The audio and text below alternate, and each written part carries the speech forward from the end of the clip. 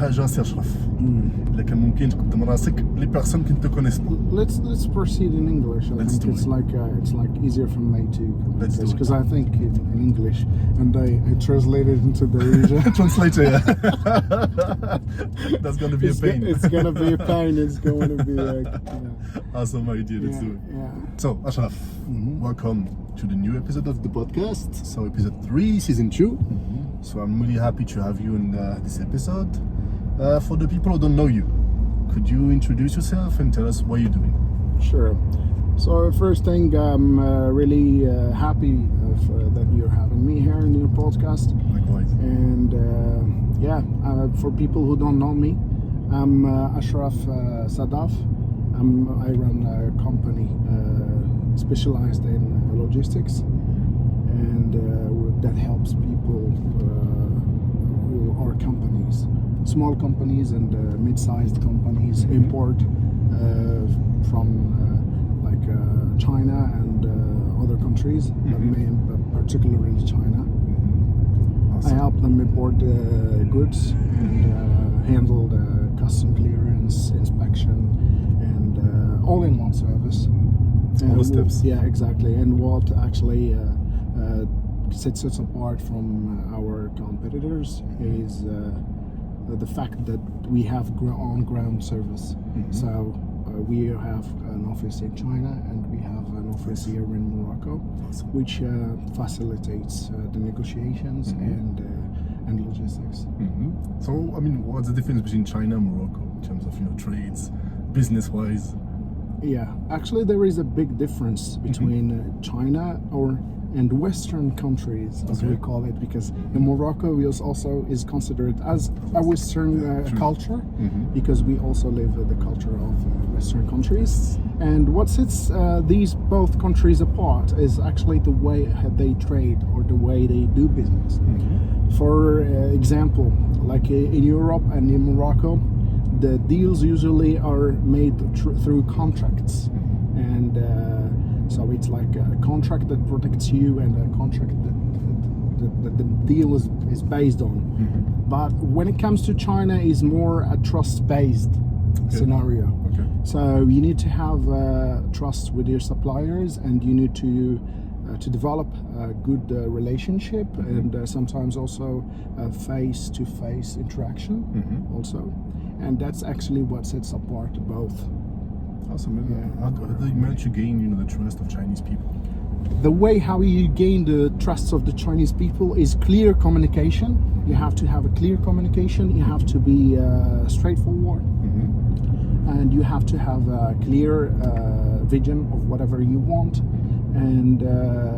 And the mistake that a lot of people fall into is that the communication, because in China most people, they don't speak English, and when you see them communicating in English with you, they think that they are fluent, but actually they use translators. Okay. And if you rely on that, then the translation is not really that accurate for now. Maybe in the future AI will make it a lot better.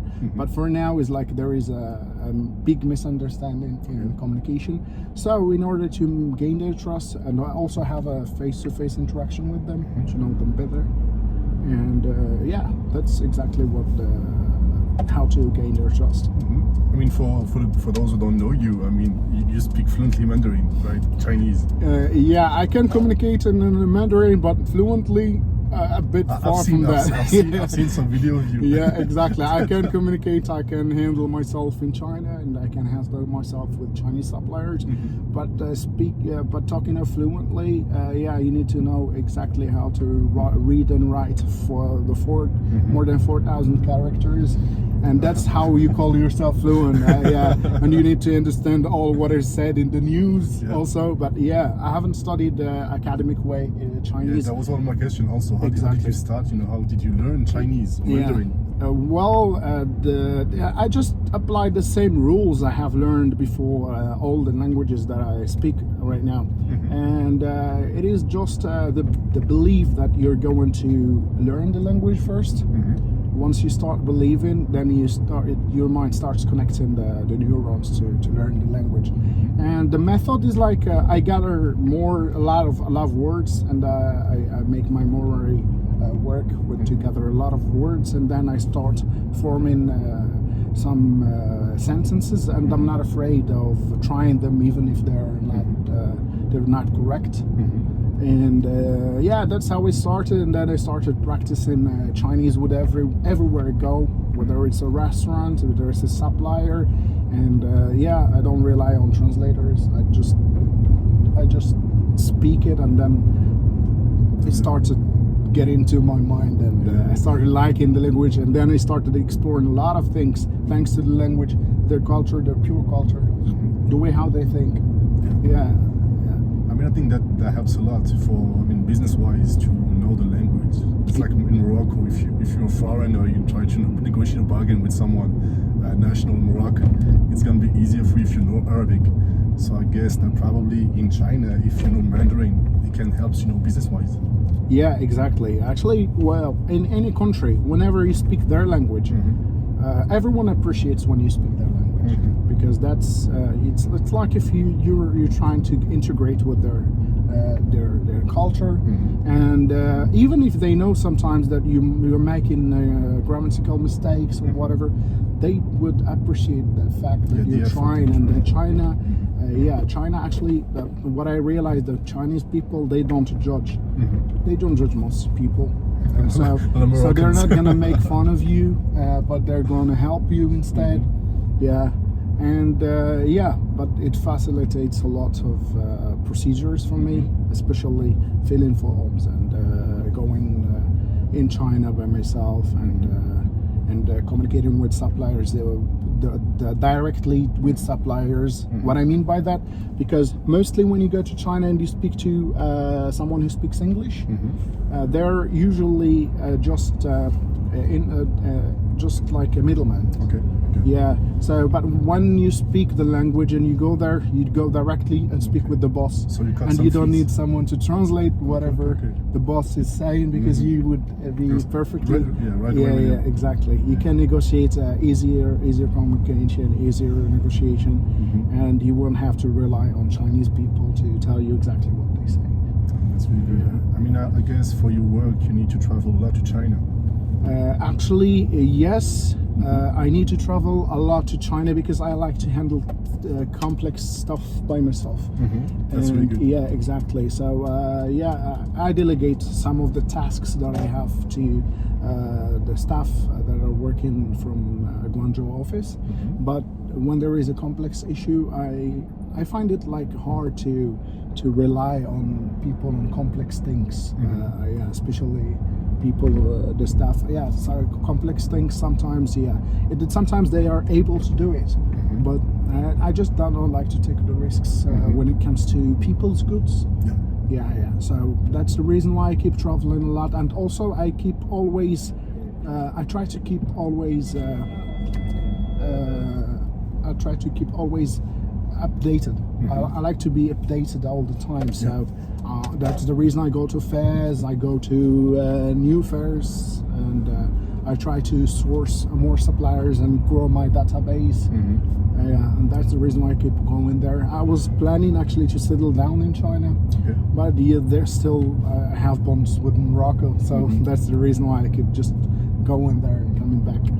Okay, awesome. I mean, as you said, things keep on changing. They keep on changing. You have new goods, new stuff. Yeah, exactly. How do you imagine to stay on the page of what's hot, the new product that you need to import? How do you manage to do that? Exactly. So as I said, like first thing, we are offering our clients the latest updates about new products. When I go there and I source and I find new products, I just send them to my existing clients. Depends on the niche they have or they are in, and so that's how actually we find products for them, and they are the one who take decision basically. I also import stuff for myself. I have a brand. It's like a small appliances brand, and also I choose products by myself to support. But it's actually an online business. And yeah, that's how we choose. And the only thing that's constant is change. So every time there is a huge competition in there. So every time you find a new product, it's like you might go just this month, and then the next month there is a new release with a new technology, all different. So yeah, you have always to be updated and know exactly, or try to be better than new competitors by knowing more. So it's like an information war. Yeah, that's how a business is. Yeah. Awesome. I mean, information is power, as we say. Exactly. It is power. It makes a lot of difference. Yeah. I mean, let's say, for example, I'm an individual or company and I would like to export or import something. You will take care of everything. Yeah, I would take care of everything because, especially if you're just starting out or you don't have like a risk budget. So what I mean by risk budget, like a lot of people, they start importing and they have, for example, let's say they have $10,000 and they start their first import. It would go wrong. Even if it doesn't go wrong at the beginning, it might be just by luck. So there are people who don't want to take extra risks, especially when you're just starting out. You need some strategic plans. So we help people to handle all the procedure from A to Z, which means you don't have to look for suppliers yourself because we have our own database. From just a picture on the internet, I can find you whatever you want at a competitive price, and also the quality that you require, and that's the tricky part. Yeah, because a lot of people, they just negotiate prices and they forget about other terms. Yeah, so we handle everything, custom clearance, quality control inspection, logistics, delivery here in Morocco.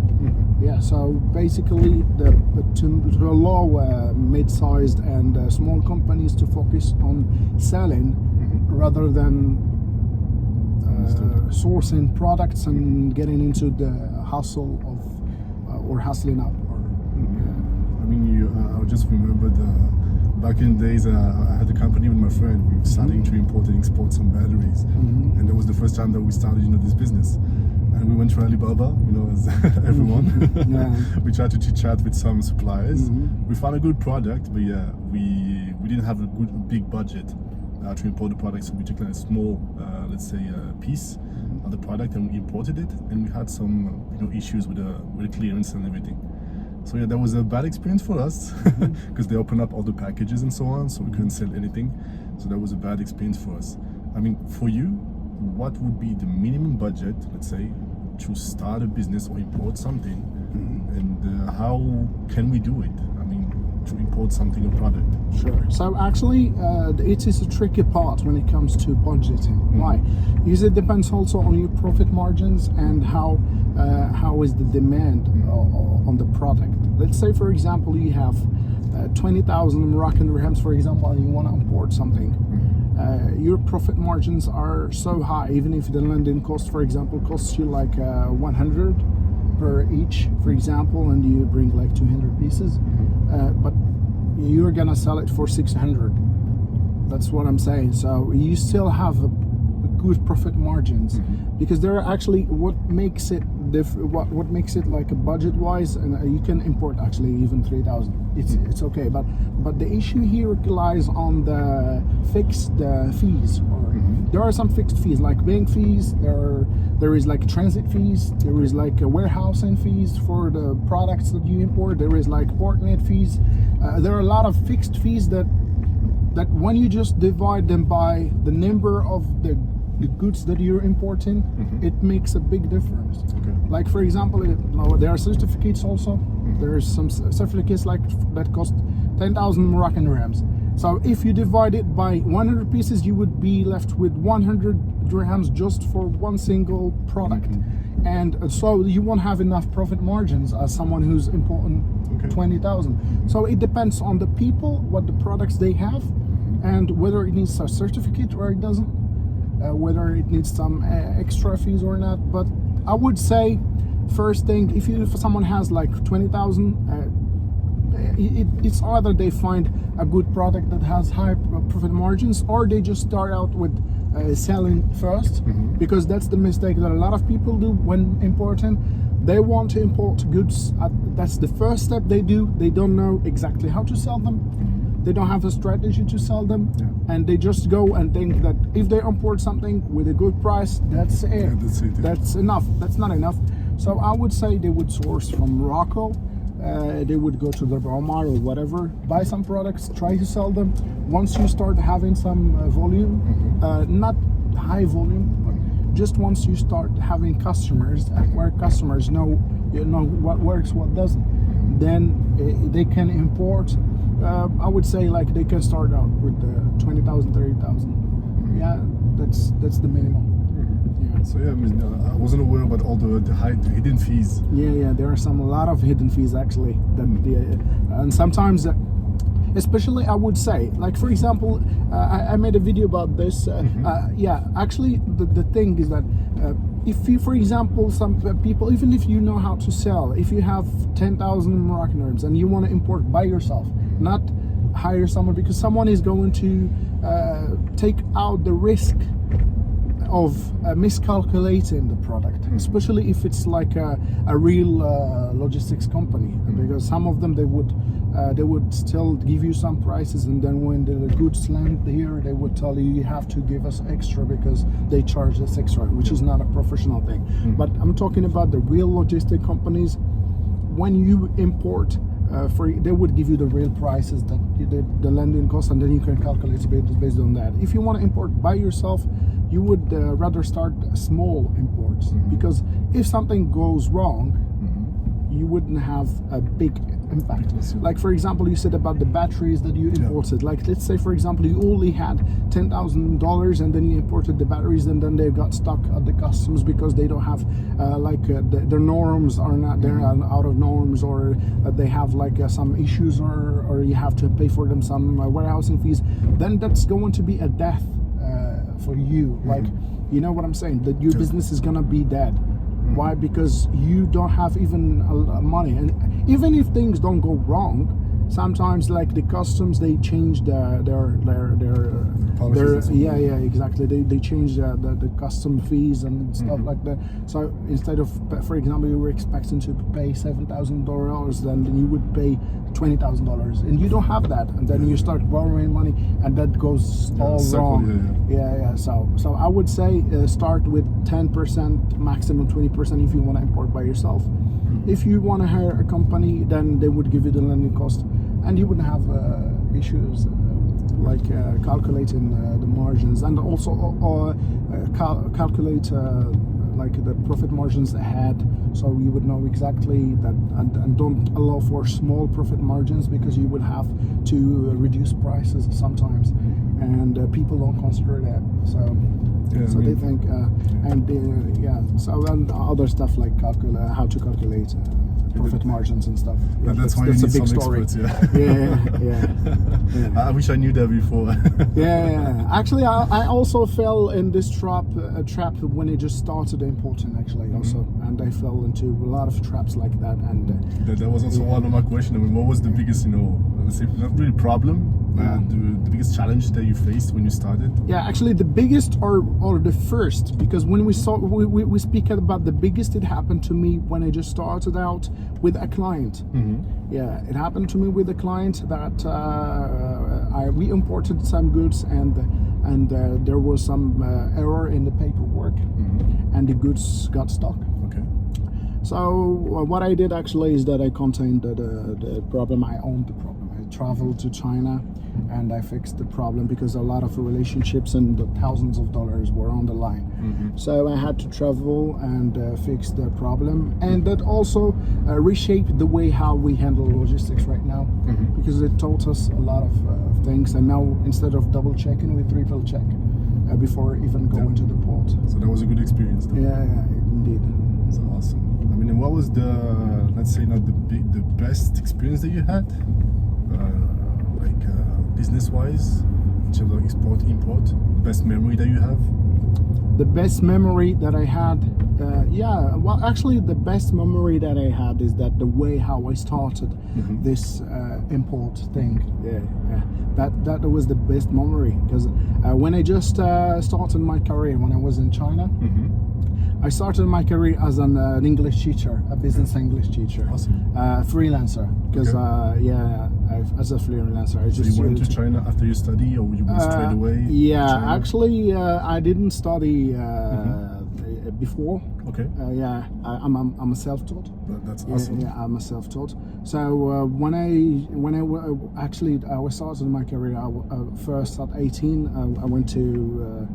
I give a little bit about my background. Yeah, sure. So when I was 18, I went to UAE. I started working as a salesman for a Ferrari pit stop. Yeah, we were selling fashion and stuff. And then from there, I started like in perfume sector. And then I came back to Morocco. I couldn't live here in Morocco, knowing the culture differences that I got used to and stuff. And then I had to travel back to Qatar.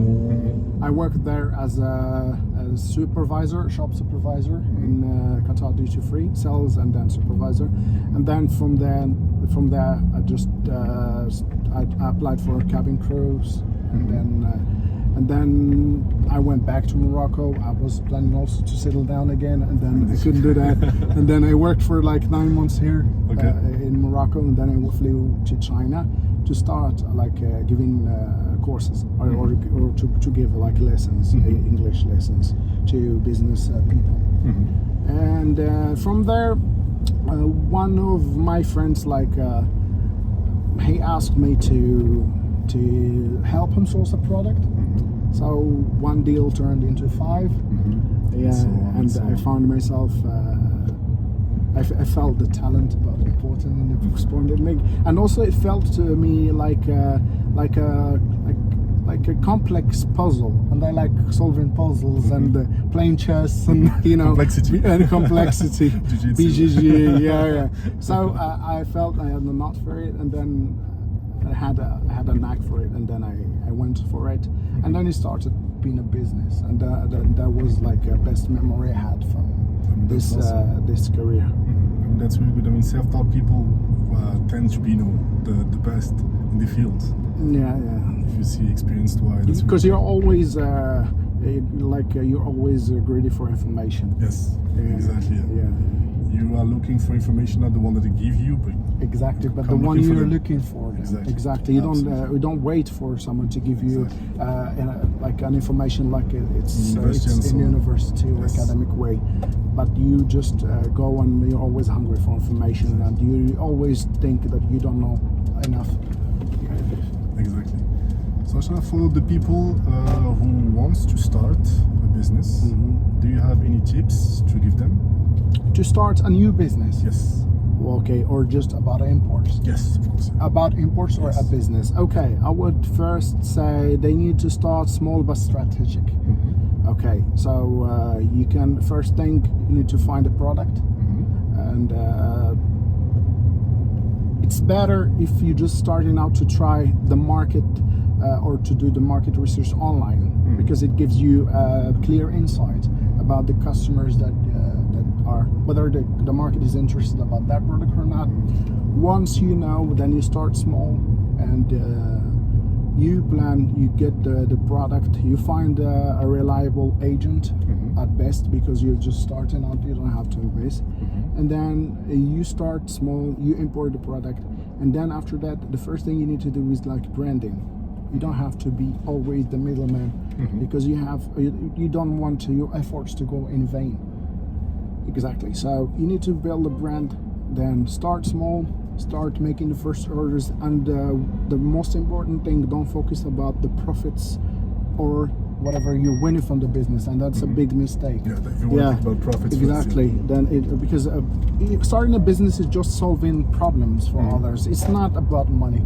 So once you start focusing about money, you would lose everything, even the customers that you're having, you'd lose them. So start thinking about how can I solve a problem before even starting to source the product. How is this problem solving these things for people? how is it making their life better, and also how many people do I target? How do I find the customers?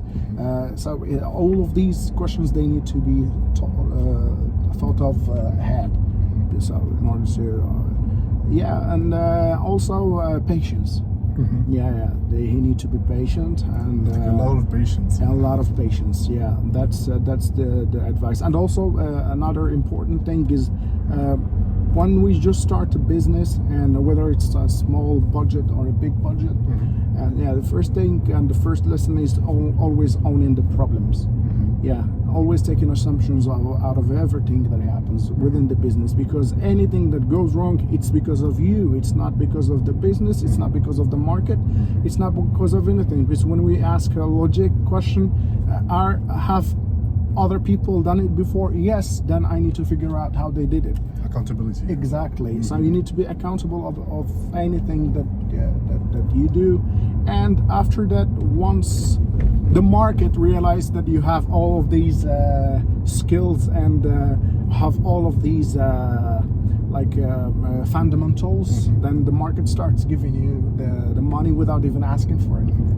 That's the best part. Exactly. Awesome. Thank you very much, Achraf. You're welcome. For your tips and all your knowledge. I think that people have, more knowledge now about what's happening in the import-export industry, especially now in China, the big market now. Thank you very much, Achraf. You're welcome, Monsef, and thank you so much. Always a for pleasure. having me here. Always a pleasure to see you. Always a pleasure to talk with you. And hope to see you soon. Thank you so much. Thank you very much. Sure, you can.